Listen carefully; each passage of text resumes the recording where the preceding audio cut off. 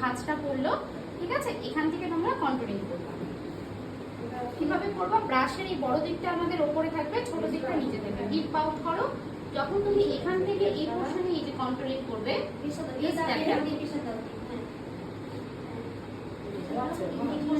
এই যে কন্ট্রোলিং হবে, এখানে যখন তোমাদের কন্ট্রোলিংটা হবে, এই যে লেভেলটা কন্ট্রোলিং এর এখান থেকে যখন হবে কন্ট্রোলিং, তারপর তোমাদের এখানে ব্লাশার হবে, দেন হাইলাইটার। ঠিক আছে?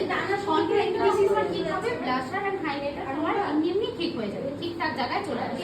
কন্ট্রোলিং ঠিক যদি না হয় তোমার সব একসাথে হবে। যেরকম আগে হয়েছিল কন্ট্রোলিং তারপরে ব্লাশার, সেটা জানি না। এই যে এই লেভেল থেকে কন্ট্রোলিং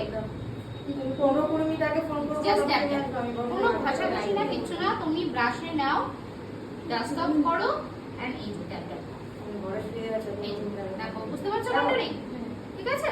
কতটা আসবে তোমার কানের এখান থেকে আসবে, একদম বেশি সামনে না, কিন্তু চোখের এই পোরশন পর্যন্ত। দাঁড়াও 1 মিনিট, হ্যাঁ, চোখের এই পোরশন পর্যন্ত আসলো,